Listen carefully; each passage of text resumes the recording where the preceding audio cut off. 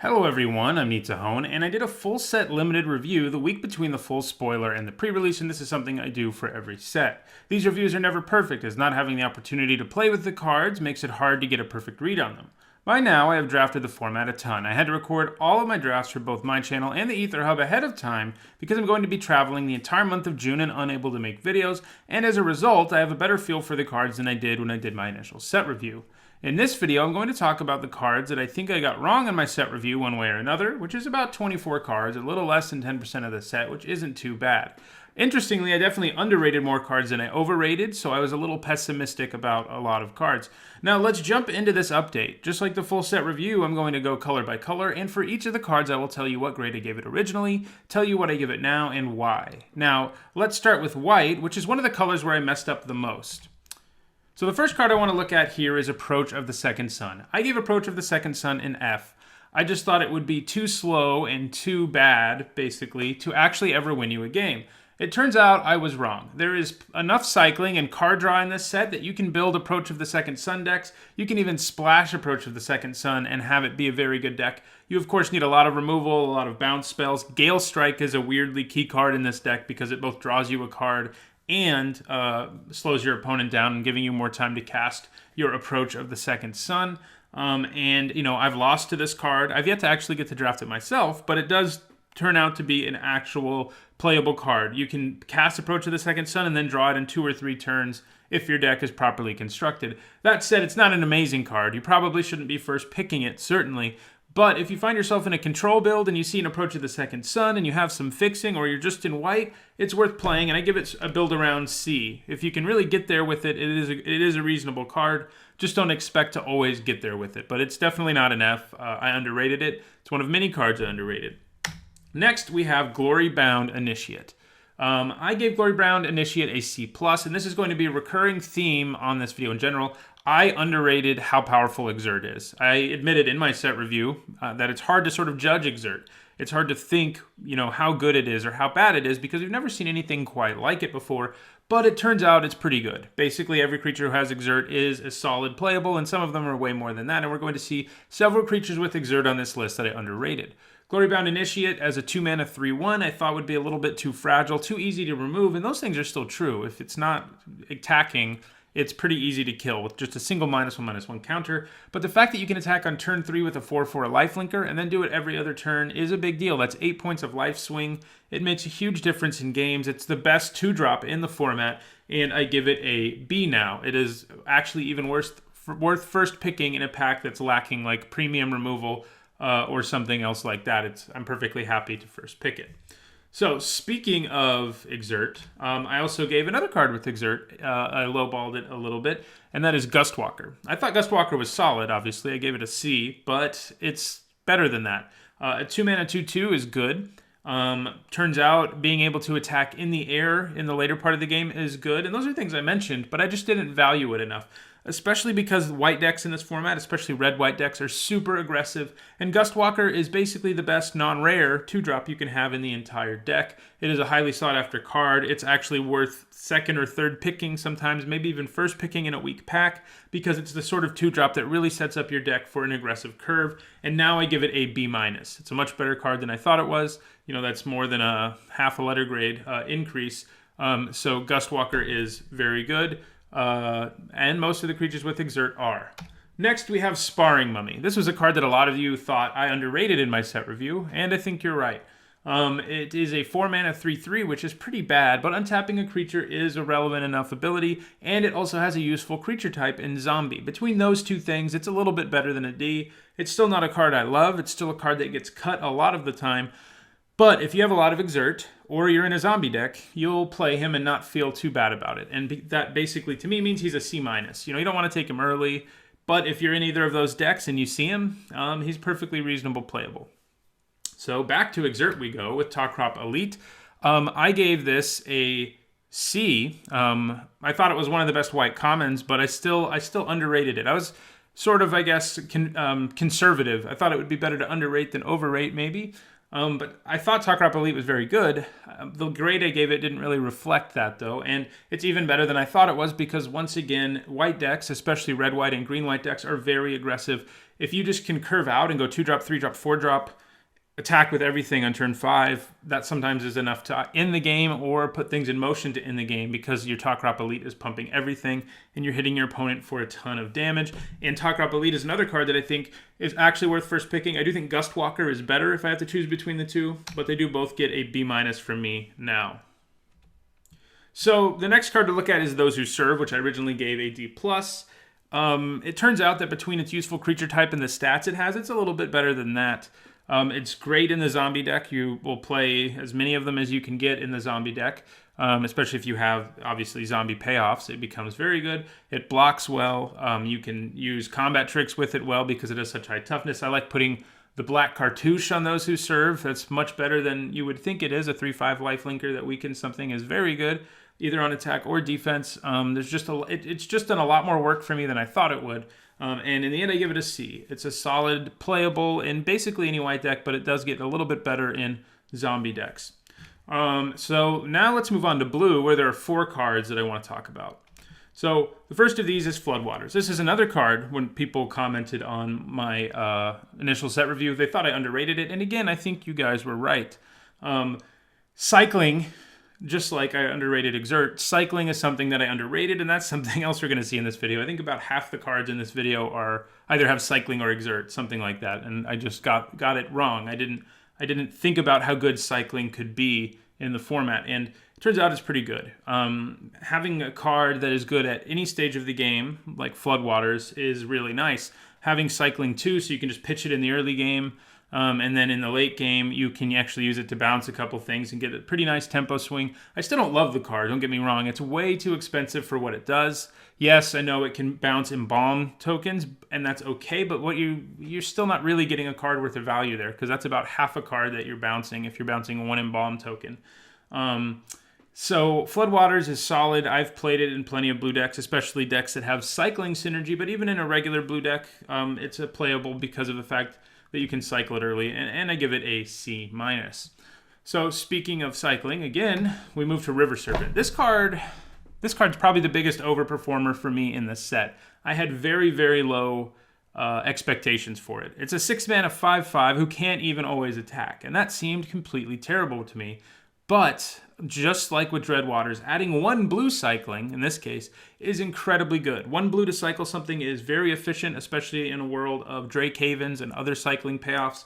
And in the late game, when you play him, you're not paying the greatest rate, but he's almost always going to be able to attack because you're cycling so much in this format, if you're in a blue deck generally, that he will actually be able to attack. And he's a huge creature in this format. That's the other thing. Sort of hard to judge sometimes without like really going through and analyzing the average power and toughness in a set. But a 5/5 is pretty freaking big in this set. There's not a lot of creatures who can tangle with that. And that makes him better than I thought he was. And I give him a C now. He's a solid playable in any blue deck. So now we're going to move to another blue card, but this is the first card, I think, on the list that I overrated. I didn't do a lot of overrating. I did a lot of underrating. Scribe of the Mindful is a 3-mana 2/2 who can get you back an instant or sorcery. Seemed pretty good to me.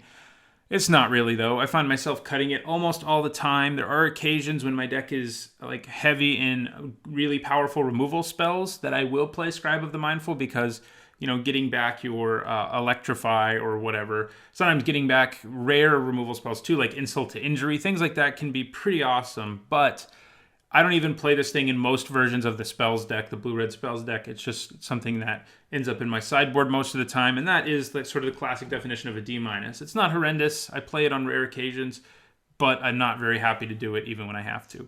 Now we're going to look at another card I overrated, so 2 in a row. Zenith Seeker. So I gave Zenith Seeker a B-. A 4-mana 2/2 with flying who could give anything flying if you cycle or discard a card seemed really good to me. The problem is that most of the time when you're playing Zenith Seeker, your deck has a lot of flyers already, or the creatures in it aren't that exciting to give flying to. Now, there are blue-green decks sometimes where you're giving your Colossipede flying, and that's pretty great, and that's the place where I'm willing to play Zenith Seeker. It's just not a B-. It's a playable card. It's just not a B-. B- implies that it's a first pick in some weak packs. It's not. There's a bunch of commons and uncommons I would take above Zenith Seeker, but Zenith Seeker is a C-. I mean, it's a playable card if you have enough cycling. It's perfectly reasonable. It does die really easily. It's another problem that it has. So Zenith Seeker, C-, not a B- for me anymore. Now let's move to black, the color I messed up on the least, where I want to revise my grade only on 2 cards. So the next card I want to look at is another card that I underrated, and that is Baleful Ammit. I gave him a C, mostly on the reasoning that a 3-mana 3/2 with lifelink, which is what he is on his own, would be about a C. And that's true. If that's all he was, he would be a C, but he does way more than that. It's not that hard to have a creature in play to put the counter on, and sometimes you don't even kill the creature. Sometimes you get a zombie token out of it if it's doomed to center. And then he's a 4/3 lifelink, and that is some real business. That is a scary creature on turn 3. It provides 8-point life swings. Even in blocking, it gains you some life. It does a lot of work. And there's a bunch of -1/-1 counter synergies in this set that it gets even better with. So Baleful Ammit is much better than a C, and I'm willing to give it a B-. I'm pretty happy to pick it up in the 2nd or 3rd or 4th pick in packs. And this is, of course, packs without bombs or premium removal, but I'm happy to pick them up there. And sometimes he's even first pickable in a weak enough pack. But Baleful Ammit, much better than I thought he was. Now we're going to move to a card that I overrated. Another one of the few that I did, and that is Bontu. I got Bontu completely wrong. That's the card, probably the card I screwed up on the most. Probably the biggest difference between the grade I gave it and what I think it actually is. I gave Bontu an A-. My reasoning was he was easier to activate than the other gods. You could do it every turn in a way that the other gods can't. For example, with Oketra, if your opponent kills one of your creatures and then all of a sudden Oketra's not a creature anymore, that's pretty backbreaking, right? But Bontu can always make sure he's a creature. And that's kind of true. The problem is there are not enough ways to go wide in this set. There aren't a bunch of creature token generators out there. There's just a few. And I'm talking about cards that have their own body and then bring a creature with them. I'm not talking about Embalm, which doesn't help you really go wide in any way. It just gives you some late game value out of the graveyard. It gives you don't get both tokens at once, so you're not really going wide. Now, Bontu can be pretty good if you get some Doomed Dissenters. I drafted a Bontu deck with 4 or 5 Doomed Dissenters once, and it was pretty good, but that's not going to happen very often. And so Bontu really needs to be built around, and there's just not a lot of ways to build around Bontu in this set. There's just not enough ways to do it, and as a result, I give him now a C+. I don't even think he's a first pickable card. I think all the other gods are still good. None of them ended up on this list except for Bontu. I think I was about right on all the other gods, but Bontu, yeah, I overrated him for sure. I don't recommend taking him early at all. Somewhere in the middle of the pack is probably about right, and you've probably seen that. If you've been drafting on Magic Online, Bontu gets passed all the time. So other people have realized this as well. So next, let's look at red, where I messed up on 3 cards that I want to revise my grade on. The first of these is Cartouche of Zeal. I didn't screw up on this card a lot, but it's another card that sort of reflects mistakes I made in my set review in general. Like a lot of people, I thought this format would be sort of a dirtily format. It was a format with a bunch of mana sinks between Cycling and Embalm. It was a format with lots of sort of 2-for-1 value cards like Aftermath. I thought there were going to be long, drawn-out games. And I thought Cartouche of Zeal would be good in a very aggressive deck, but I wasn't sure how good really aggressive decks could be in this format, so I didn't give it a high enough grade. Turns out aggressive decks are very good in this format, and if your deck cannot combat aggressive decks in this format, you are going to lose. And Cartouche of Zeal is one of the cards that enables that. As I said when I discussed it, I certainly talked about it as a solid playable, and what I said then is still true. These sort of cards that can keep your opponent from blocking can open the floodgates sometimes. Your opponent has one blocker in some cases, or they only have one blocker that can survive blocking all of your creatures, and then Cartouche of Zeal is really backbreaking. That's all without even talking about the synergy with Trials. Cartouche of Zeal is better than a C, and I put it at a C+. I'm still not willing to push it into the B range, though obviously if you're in a very aggressive deck and you see Cartouche of Zeal in like your 3rd pack, it's probably worth first picking if you don't already have a couple, because it's that powerful. But it's only good still in one narrow deck, which is probably the best deck in the format, admittedly, but it's only good in that deck. So Cartouche of Zeal, C+, not a C. So let's move to another card with Cycling that I got wrong, and that is Desert Cerodon. Sort of like I've already talked about the other cards with Cycling, I just underestimated how good cards having Cycling would be. Having these cards be useful at 2 different stages of the game is great. A 6-mana 6/4 is not great.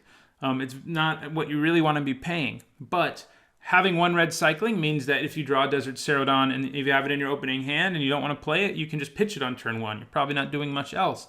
If you draw a Desert Ceradon later in the game and what you need is removal, you can still pitch it. But if you just need a big creature in play who can defend you against your opponent's creatures or start attacking your opponent, Desert Ceradon can do that. He's not great at it. He's got 4 toughness. He's weak to some of the removal in the format like Electrify.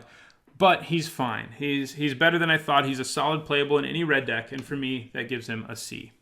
The next card that I wanted to look at is Trueheart Twins. This is the only exerter that I managed to overrate. Obviously, we've already talked about a lot I underrated, and I think there's a few more that I underrated still to come on this list. But the reason Trueheart Twins isn't that good, despite having what is a fairly powerful text box, especially in a deck full of exerters, is that the fact that it costs 5. If this were like a 3-mana 2/2 with the same ability, it would be good. But the problem is the red decks in this format, again, red, white, red, green, sometimes red, black, are all very aggressive. They just want to curve out 1 through 4. They don't want 5 drops. They run 15 or 16 lands sometimes, and Trueheart Twins is just too slow for them.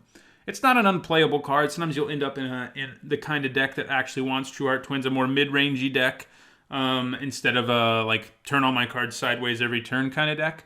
And Trueheart Twins is pretty good there, but it's definitely not a B-. It's not the kind of card you even want to think about picking up early, and I give it a C- now. It's just not as good as I thought it was because the format turned out to be more aggressive than I thought it would be. Next, let's look at green, where I want to talk about 3 cards. Once again, we're looking at a card with cycling that I underrated, and that is Greater Sandworm. And I feel bad about underrating this guy because he has led me to several victories in this format. I've drafted a lot of green in this format. Blue-green, I think, is the color pair I've drafted the most. And I've had a lot of Greater Sandworms. And he's great. A 7-mana 7/7 with extra text is pretty good. And granted, this format is more aggressive than people thought it would be. Greater Sandworm is still the kind of card where if you can make the game go long, he can just end it. He's very difficult to block in a way that you can kill him because your smaller creatures just can't block him. And the fact that he has cycling is basically what pushes him completely all the way into B- range for me. In the early game, you can use him to just draw another card because that's what you need. And then in the late game, he is your win condition. He can be both of these things. He's especially potent in a deck that has cycling synergies in it as well because he adds extra value. I've had him several times with Drakehaven, and I have not been disappointed. Greater Sandworm is, well, much greater than I thought he was, and I'm willing to give him a B- now. I'm willing to pick up Greater Sandworms, pick 3 or 4 sometimes. So, one of the few other cards that I overrated is Harvest Season. I thought this card would be okay. I thought it would be a C. I thought it would be a solid card. I thought it would be nice because it can fix you. It can search for any kind of basic land. I also thought it would be nice because it can ramp you. Turns out it's not that good. The problem is that this format, once again, is more aggressive than we thought it would be. And the most aggressive decks in the format aren't interested in casting this because they want to be playing a creature on turn 3. They don't really care about ramping. And the decks who aren't aggressive in this format probably don't want to be casting Harvest Season on turn 3 because they're going to be getting punched in the face really hard by their opponent on the next turn if they're in the aggressive deck. And it also just asks too much for you. A card that is sometimes just completely blank is always a problem. And I talked about that in the set review, but still sort of reasoned it deserved a C. It would be playable in a deck that needed fixing. It would be playable in a deck that needed ramping, but it's not. I think this card's completely unplayable now, and I give it an F. So on to another card that I underrated, and that is Shafet Monitor. Surprise, surprise, another card with cycling. I, of course, thought he was solid. In my video on the Ether Hub about the best commons and uncommons, he made the list. But he's better than I thought he was. Sort of similar to Greater Sandworm. Shafet Monitor does something for you that's really great in the early game. He can fix for you by searching a land when you cycle him. Granted, his cycling is higher than Greater Sandworm's. And then in the late game, you can just cast him as a huge creature. We talked about a 5/5 River Serpent being a big creature in this format. Well, a 6/5 is really big in this format too. Not a lot of things can just take it down 1 for 1. Plus, when you're cycling him, you're actually getting a 2 for 1 because you get to draw your card and you get to search your library for a basic land or a desert, which occasionally is relevant, very occasionally. And Shafet Monitor, for me, has moved all the way from a C+ to a B. He's a card that I'm willing to first pick in some weaker packs. Now, let's move on to Multicolored and Artifacts. So, a card that I really underrated, the first one we're looking at here, is Decimator Beetle. Part of the problem that I had is that I didn't read Decimator Beetle correctly. Sort of read over it quickly. I'm doing a set review. Sometimes you make these mistakes because I, made all of these videos within a week after the whole set was spoiled. And So sometimes you're reading things a little too quickly, and that's what I did. I thought Decimator Beetle said you have to remove a -1/-1 counter from a creature you control and put it on another creature you control. We've seen effects like that before, but that's not how it reads. It says remove a -1/-1 counter from target creature you control and put a -1/-1 counter on up to one target creature defending player controls. So you do not need to have a -1/-1 counter on any of your creatures for him to be good. If you do, you're definitely getting some extra value. He can take the one off of himself, of course.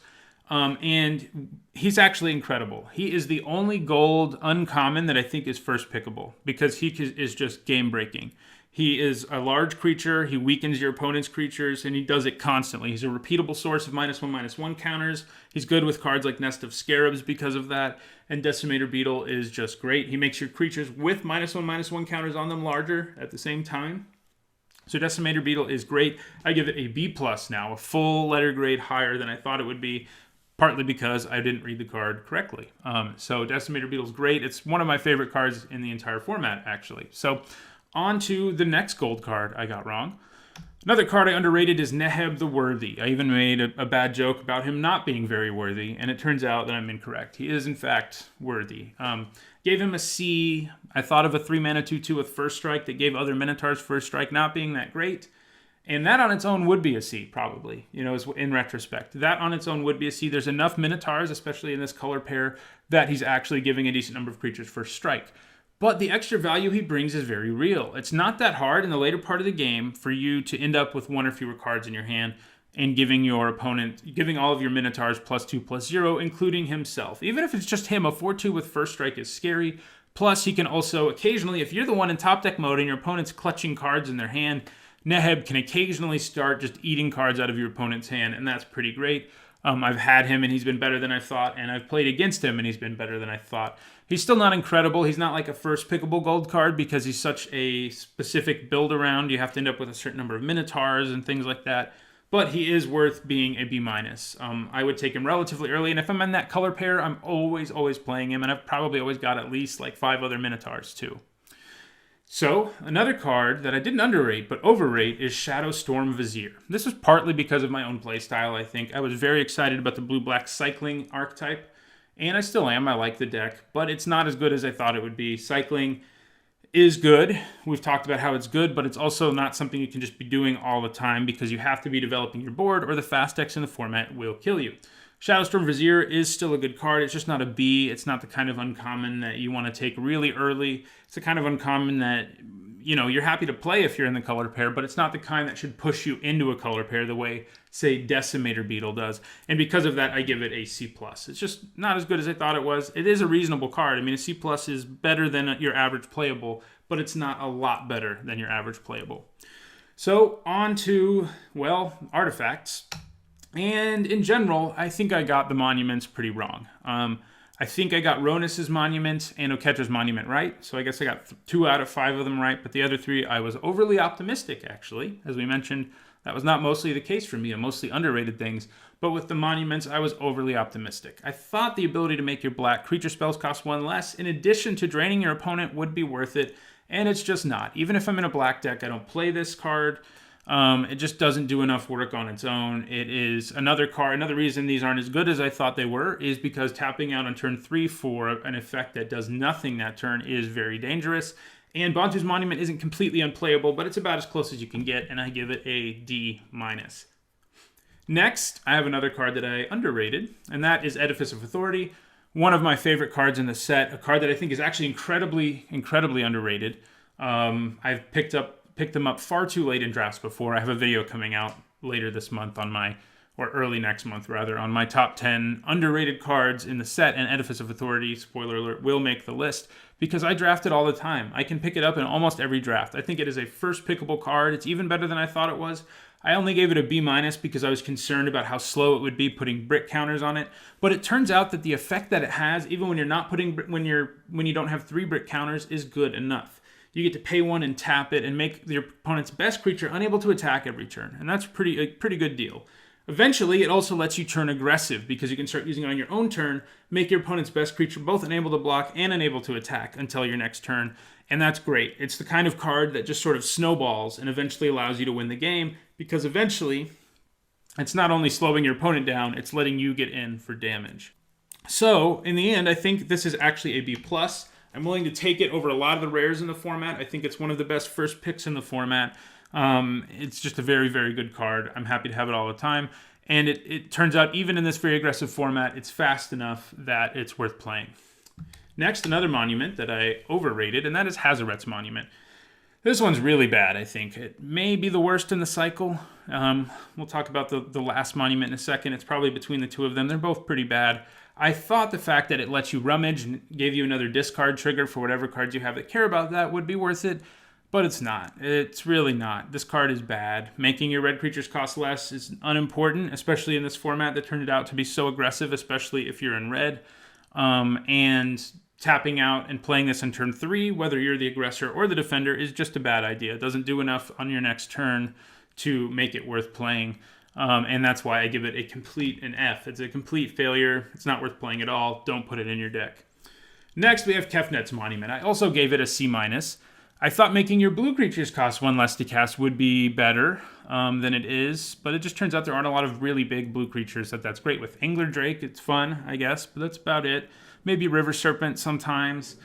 But the effect it has is just so bad. Your opponent's creatures have to already be tapped for it to do anything. And so this is another card that can basically just be a blank. And as a result, I think it is a complete F. I don't play it at all, and I don't think you should either.